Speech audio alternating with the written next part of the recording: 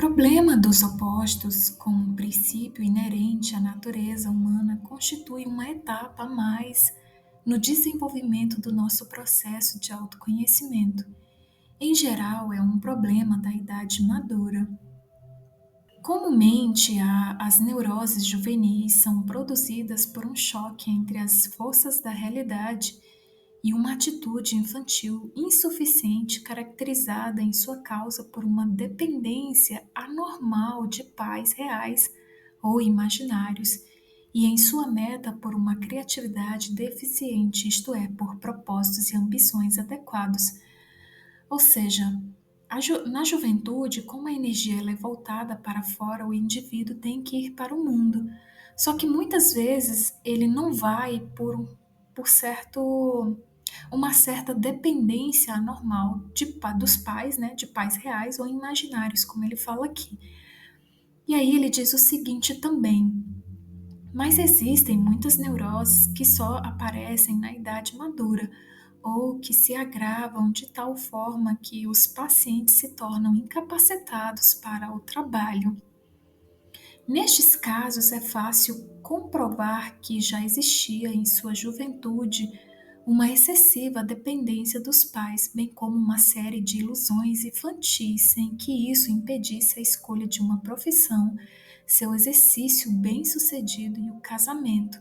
Um casamento levado aos trancos e barrancos até que, na idade madura, a atitude mantida até então entra em colapso. Ou seja, pessoal, aqui é uma outra manifestação, né, desse conflito dos opostos. Quando que na primeira metade da vida era para que esse indivíduo jovem expandisse, conquistasse coisas, né, enfim, fosse para o mundo viver a vida, né, ou seja, se desenvolver a parte consciente, esse indivíduo ele ficou preso, por assim dizer, ele fez o processo inverso, ou seja, ele ficou interiorizado de alguma forma por alguma coisa. E aqui ele fala, né, que essa coisa que esse jovem ficou preso, ó, ele fala, né, é fácil comprovar que já existia em sua juventude uma excessiva dependência dos pais, bem como uma série de ilusões infantis sem que isso impedisse a escolha de uma profissão, seu exercício bem-sucedido e, inclusive, até um casamento. Um casamento levado aos trancos e barrancos, até que na idade madura a atitude mantida até então entra em colapso. Ou seja, aqui entra a questão da projeção, né, que a gente falou nas aulas da ânima e do ânimos, né, que a projeção que até então era dos pais, no caso da mulher que ela projetava o ânimos no pai, ela passa a projetar o ânimos dela no marido, no esposo. A mesma coisa pode acontecer com o homem, que projetava a sua ânima, né, a parte inconsciente da sua personalidade na mãe, projeta agora na esposa. E aí, isso tudo chega a um certo momento que entra em colapso. Por quê? Segundo Jung, porque houve aí uma coisa que não foi bem compreendida, né, entendida, por assim dizer, que está relacionado com esse eu interior. Obviamente, num caso desses, a conscientização das fantasias infantis, da dependência dos pais e etc., de nada adianta, embora seja uma parte necessária do processo e geralmente não tem efeitos prejudiciais. No fundo, a terapia só começa realmente quando o paciente vê que quem lhe barrava o caminho, né, quem lhe barra o caminho, não é mais pai e mãe, mas sim ele próprio, isto é, uma parte inconsciente de sua personalidade que continua desempenhando o papel de pai e mãe. Por maior que seja a utilidade deste conhecimento, ele ainda é negativo, pois dizemos apenas o seguinte: ah, tudo bem, reconheço que não são meus pais que estão contra mim, mas eu mesmo. Mas a questão ela se revela muito mais profunda. Então Jung fala: mas quem é que se opõe nele? Ou seja, já que não são os pais que se opõem, sou eu mesmo, mas o que é que se opõe, né, em mim? Essa é a questão. Que parte misteriosa de sua personalidade é essa que se escondeu por detrás das imagens de pai e mãe e que por tanto tempo o fez acreditar que a origem do seu mal o atacou de fora. E agora vem a resposta. Esta parte é o oposto da sua atitude consciente. Não lhe dará sossego e o perturbará até que seja aceita. E para explicar essa parte, pessoal, novamente trago um desenho, né, que eu já apresentei em outras aulas, que a psique objetiva, Jung chama de psique objetiva, a parte inconsciente da personalidade, que tem a ver com o inconsciente coletivo. A parte consciente da personalidade, onde nós podemos ver aqui nesse círculo, onde o eu está localizado no campo da consciência, no continente da consciência, essa parte é chamada de psique subjetiva. A questão é que a parte objetiva da psique, como ela é vista como não eu, ela é também caracterizada como não ego psíquico, mais conhecidamente como inconsciente. Essa parte ela é projetada na representação dos pais, ou seja, é representado dentre outros pelos pais.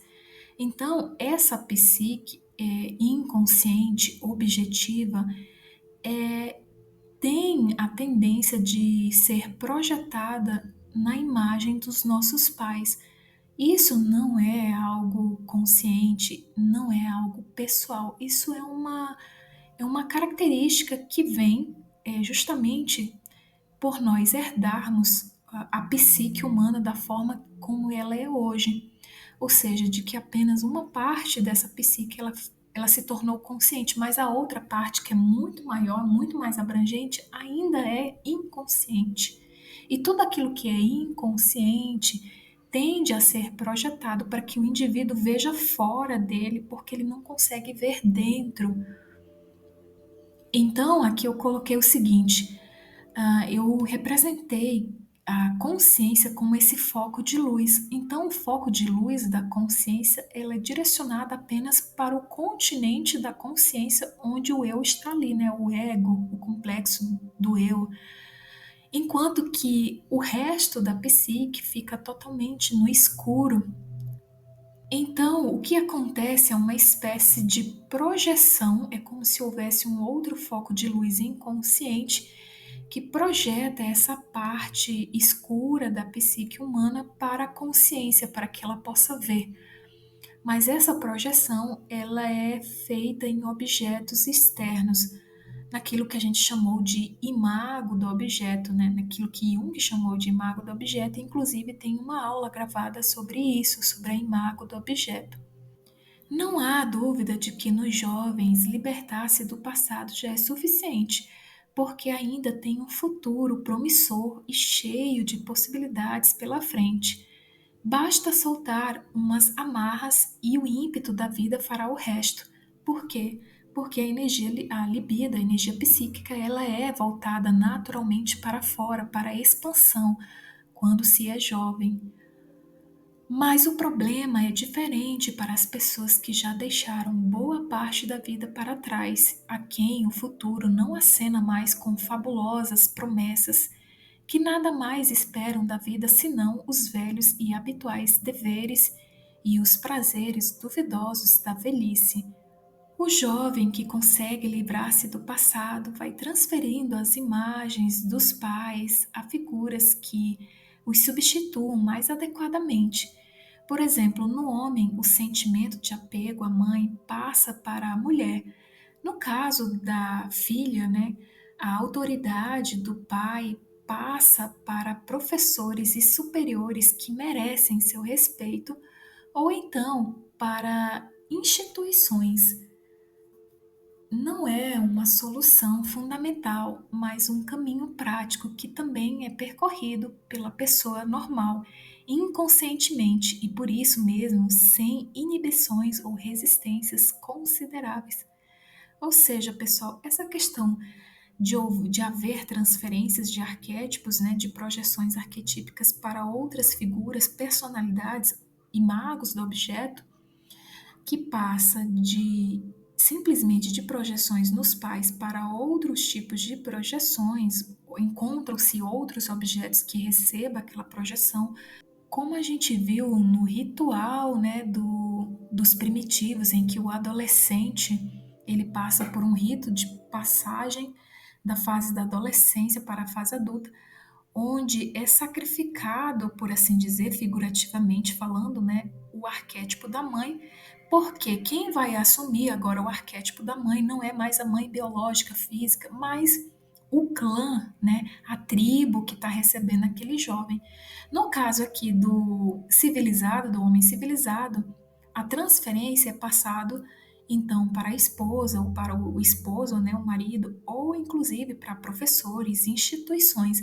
E Jung fala que essa forma de solução, de transferência de arquétipos, né, de projeções, não é uma solução fundamental, mas é um caminho prático que também é percorrido pela pessoa normal, inconscientemente.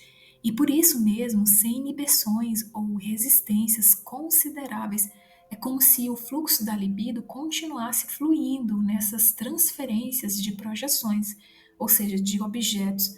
E isso faz com que a vida flua, né? Que esse indivíduo ele amadureça mesmo não querendo, né? Ou querendo, ele amadureça através desses processos que ele passa na primeira metade da vida, na juventude. Mas o problema do adulto que já completou esse trecho do caminho com maior ou menor dificuldade é diferente. Procurou a mãe na mulher, o pai no marido e encontrou-os. Honrou antepassados e instituições.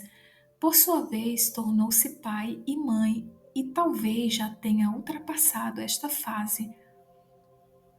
De repente viu o que antes significava para ele progresso e satisfação não passa de engodo, restos de ilusão infantil. Olha agora para tudo isso com um misto de desencanto e inveja, porque à sua frente só se descortina a perspectiva da velhice, o fim de todas as ilusões. Não há mais lugar para pai ou mãe. Todas as ilusões que projetou no mundo e nas coisas retornam a ele pouco a pouco, cansadas, desgastadas. A energia de todas essas relações lhe é restituída e entregue ao inconsciente, onde vivifica tudo quanto até então deixara de desenvolver. Ou seja, pessoal, aqui ocorre que todas aquelas projeções que foram feitas na primeira metade da vida, projeções que a gente sabe que foram feitas inconscientemente, porque o indivíduo ele projetava justamente uma parte da sua personalidade inconsciente, né, nas pessoas, na família, enfim, às vezes até numa relação de trabalho, de emprego. Agora, essa energia dessas projeções de todas essas relações lhe é restituída e entregue ao inconsciente, onde vivifica tudo quanto até então deixara de desenvolver. É como se começasse a haver um acerto de contas, onde tudo aquilo que ficou sem se desenvolver, exatamente por causa também dessas projeções, porque o indivíduo não sabia ou não conhecia, né, essa parte da sua personalidade. Agora é como se essas coisas elas voltassem, né? Elas quisessem reviver ou vivificar situações que não foram desenvolvidas da vida desse indivíduo.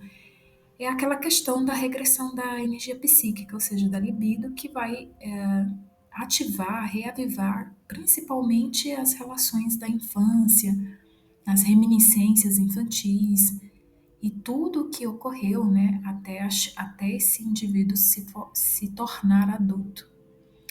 Então, pessoal, aqui a gente vê nitidamente que isso ocorre na segunda metade da vida, pelo menos começa a ocorrer na segunda metade da vida.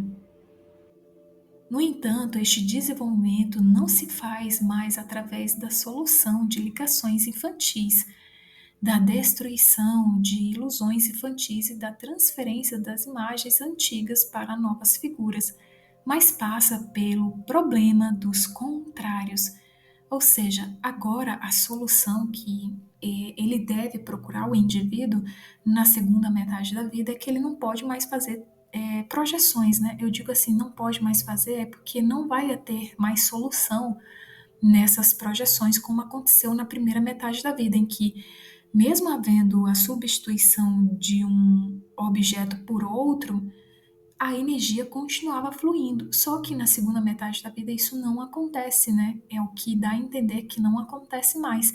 Então, por isso que Jung fala que agora o desenvolvimento, ou seja, a continuação para que a energia continue fluindo, não se dá na solução de ligações infantis, ou seja, não há mais como ficar projetando a imagem de uma personalidade inconsciente, por exemplo, nos pais, ou no esposo ou na esposa.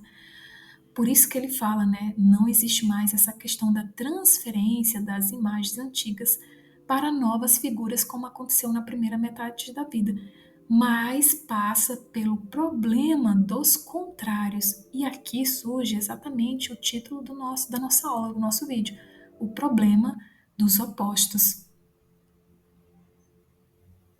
Não há equilíbrio nem sistema de autorregulação sem oposição. E a psique é um sistema de autorregulação. Retomando o fio que deixamos para trás, podemos dizer que agora ficou esclarecido porque a neurose contém justamente os valores que faltam ao indivíduo. E também podemos voltar ao caso daquela jovem senhora. Aqui ele está se referindo a uma outra paciente dele. No caso, pessoal, eu não trouxe esse caso aqui, mas o problema dela era parecido com essa questão daquele homem lá dos 45 anos, né?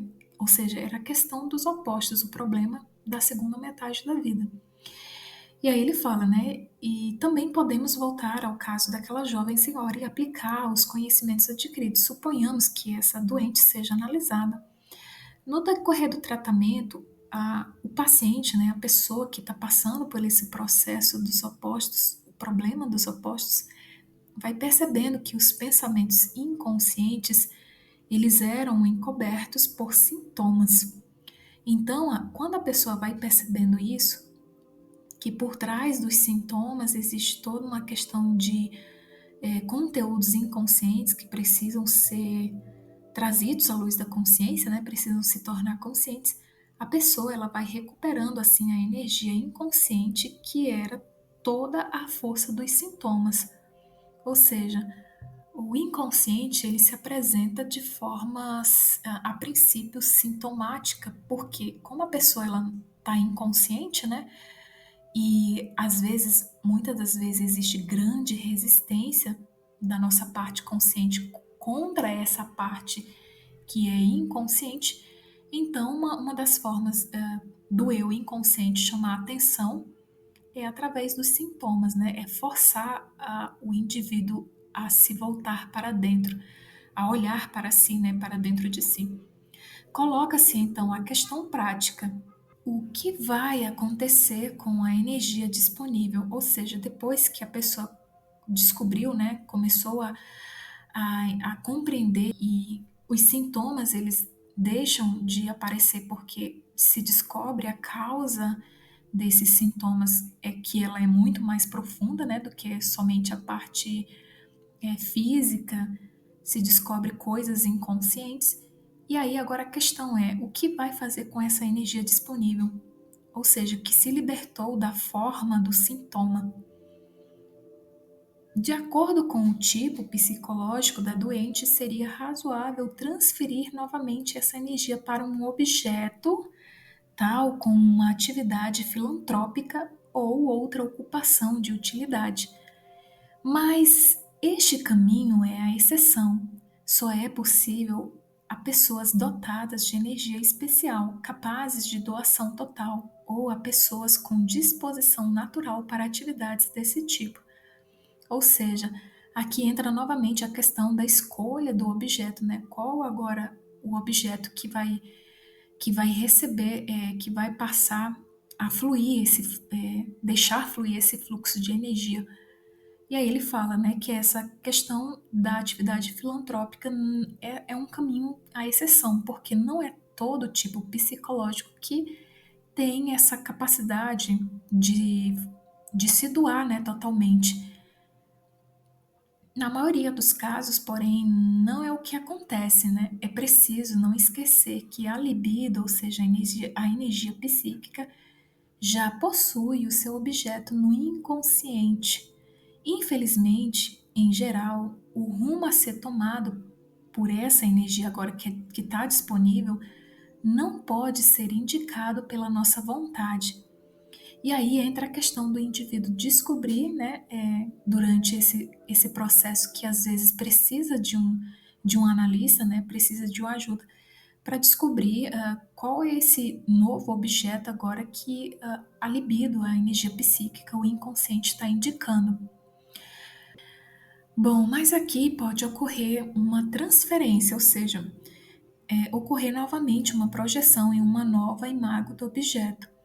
Se a transferência ela se der e ela for aceita, então vai se encontrar não só uma forma natural de substituir a antiga forma, mas também uma possibilidade de dar vazão ao processo energético relativamente isento de conflitos. Logo, quando se permite que a libido ela siga o seu curso natural, ela encontrará por si só o caminho para o objeto que lhe é destinado.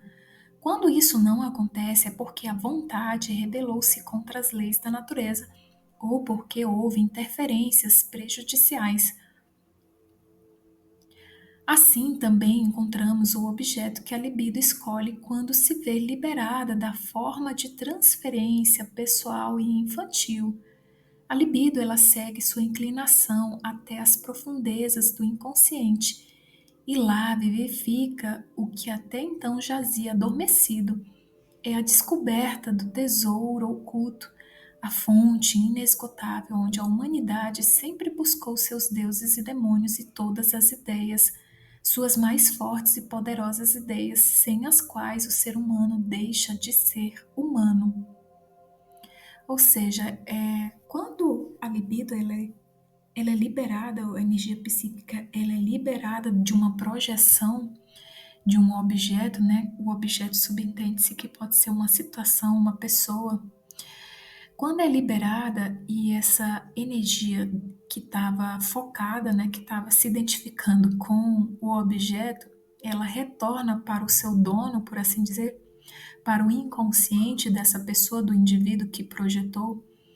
Essa energia ela vai buscar no inconsciente, vai vivificar primeiramente a questão das reminiscências infantis, mas se essa libido ela for mais profundamente, ela vai descobrir muito mais coisas, ou seja, essa descoberta mais profunda é o tesouro oculto, a fonte inesgotável onde a humanidade sempre buscou seus deuses e demônios e todas as ideias, suas mais fortes e poderosas ideias sem as quais o ser humano deixa de ser humano. E aí, para a gente compreender um pouco sobre a questão da transferência, eu trouxe um outro trecho que diz o seguinte: na transferência, primeiramente, são projetadas fantasias infantis de toda a espécie e estas têm que ser corroídas, ou melhor, dissolvidas pela redução. A isso deu-se o nome de solução da transferência. Ou seja, essa redução faz parte da análise, né, do processo de individuação ou da prática analítica, né, da psicologia analítica de Jung, em que reduz a fantasia ao seu verdadeiro, digamos assim, objetivo, a sua verdadeira finalidade, cuja projeção, cuja imago do objeto era apenas uma imagem, um espelho, né, daquilo que a energia psíquica tenderia a alcançar, ou seja, a finalidade. Dessa maneira, também se liberta a energia da sua primitiva forma inaproveitável e mais uma vez nos encontramos diante do problema da energia disponível. Confiemos de novo na natureza, que antes de o procurarmos já escolheu o objeto capaz de proporcionar-lhe o fluxo adequado. Então, a pergunta que nós fazemos é a seguinte: qual a finalidade então da pessoa? descobrir o sentido por detrás de uma transferência, de uma projeção. É justamente recuperar a energia vital que estava presa outrora nessa projeção, os valores pessoais reais que ela projetava nessa imago do objeto. E aí esses valores reais, esses valores pessoais reais passam a ocupar mais nitidamente o primeiro plano. É como se ela tomasse posse de algo que sempre foi dela, mas que ela nunca soube, né? E sempre projetou nos outros, ou em situações, ou em imagens, enfim. Mas não há mudança que seja incondicional. E aqui Jung faz um alerta, né? Mas não há mudança que seja incondicional por um longo período de tempo. A vida tem que ser conquistada sempre e de novo. Ou seja, um processo que o indivíduo consegue retirar a projeção, né, do objeto e trazer ela para si, né, trazer essa projeção, introjeção da energia psíquica que outrora estava presa na imago do objeto, ele conseguiu resolver ali a problemática dos opostos. Só que a vida, a gente não pode esquecer que ela é um contínuo fluxo. Vai haver momentos em que a energia novamente poderá regredir, ou seja, causando aquele atrito, né, entre os opostos, ou seja, entre a atitude consciente e a atitude inconsciente.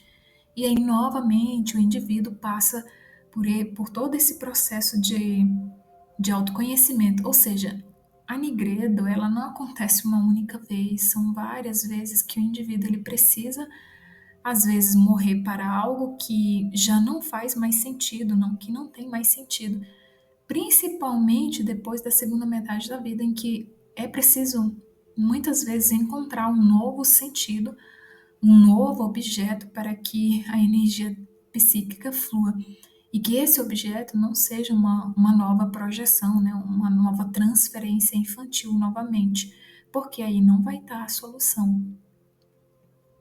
As grandes decisões da vida humana estão, em regra, muito mais sujeitas aos instintos e a outros misteriosos fatores inconscientes do que à vontade consciente, ao bom senso, por mais bem intencionados que sejam.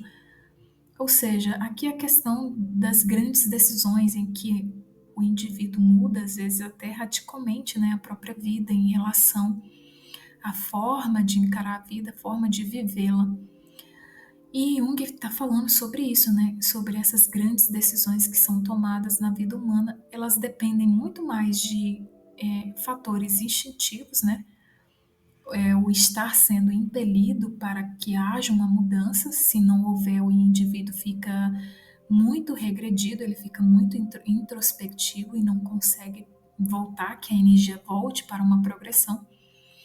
Ou seja, essas decisões estão muito mais voltadas a esses fatores inconscientes, esses fatores misteriosos, né, inconscientes, do que a própria vontade em si. O sapato que serve num pé aperta no outro e não existe uma receita de vida válida para todo mundo. Cada qual tem sua forma de vida dentro de si, sua forma irracional que não pode ser suplantada por qualquer outra. Ou seja, pessoal, esse conflito dos opostos naturalmente vai levar o indivíduo a tomar decisões que têm mais a ver, que são, digamos assim, que ele é levado a tomar essa decisão mais por coisas internas, ou seja, instintos e esses misteriosos fatores inconscientes, do que a própria vontade dele consciente. E aí ele fala que essa questão, cada um vai saber, né, vai ter que descobrir a forma como que essa energia psíquica ela quer descobrir, né, ela quer indicar como uma nova forma de vida, né, principalmente na segunda metade da vida. Então assim, não vai existir um padrão. Cada um tem essa forma de vida que é inconsciente ainda, né? Está dentro de si. Cada um vai ter que descobrir a forma de continuar com que a energia, o fluxo de vida, né? A energia psíquica, ela continue fluindo. Mas para isso, provavelmente vai passar por essa problemática dos opostos, ou seja, a questão do confronto com o inconsciente, com a atitude inconsciente que até então ele nem sequer sabia que existia. A transferência em si nada mais é do que uma projeção de conteúdos inconscientes. Primeiro são projetados os conteúdos chamados superficiais do inconsciente, reconhecidos através de sonhos, sintomas e fantasias. É nas projeções que descobrimos as qualidades do inconsciente, uma vez que só podemos experimentar o inconsciente indiretamente. Ou seja, volta novamente àquela questão que eu disse da parte obscura do inconsciente, que a única maneira de nós experienciarmos ele, de nós conhecermos essa parte inconsciente, é de forma indireta. Ou seja, querendo ou não, a projeção ela é ao mesmo tempo o veneno e o remédio, porque em que pese eu projetar minha energia psíquica em outra pessoa, uma qualidade, um valor pessoal, uma oitava maior minha em outra pessoa, em um objeto, mas em compensação, se eu perceber isso, né, ou seja, passando pelo processo de interiorização, eu conseguir libertar a energia psíquica dessa projeção, eu consigo compreender que isso é meu, né, que essa energia é minha e que agora eu posso integrar ela na minha personalidade, né, fazendo com que eu me sinta de forma um pouco mais completa, não perfeita, né, como Jung fala, porque perfeição, isso seria excluir a questão do erro, da sombra, ou seja, do obscuro, mas sim uma questão mais de completitude, né, do que a perfeição. Bom, para finalizarmos, eu trouxe esse trecho do livro ainda, né, que fala o seguinte: mas as coisas mudam quando o homem entra na segunda metade da vida. Aí ele já não tem necessidade de educar sua vontade consciente, mas precisa da experiência do seu próprio ser para entender o sentido da sua vida individual. Para ele, a utilidade social já deixou de ser um fim, embora não lhe negue o valor. Sente sua atividade criadora, cuja inutilidade social lhe parece evidente, como um trabalho que lhe é benéfico. Sua atividade também libertará progressivamente da dependência doentia. Com isso, ele vai adquirindo firmeza interior e renovando a sua autoconfiança. Ou seja, pessoal, essa questão, né, que na segunda metade da vida, agora o homem não precisa educar a sua vontade consciente. O que ele precisa é desenvolver essa experiência do seu próprio ser, até mesmo para ele entender o sentido da sua vida individual. E aí, para isso, ele vai compreender que ele vai sentir, na verdade, uma atividade criadora dentro dele. Essa atividade criadora, em que pese para a sociedade ou o social seja algo talvez até inútil, mas para esse indivíduo vai ter uma importância sumamente grandiosa, por assim dizer, sumamente benéfica para ele, porque nessa atividade ele também vai sendo libertado progressivamente da dependência doentia e com isso ele vai adquirindo firmeza interior e renovando a sua autoconfiança. Bom, pessoal, era isso que eu gostaria de ter expressado, né, sobre esse problema, a minha percepção do problema dos opostos, que acontece justamente na segunda metade da vida. E aqui estão os nossos livros que fizeram parte da nossa pequena aula. É isso, nos vemos nos próximos vídeos. Até breve. Tchau, tchau.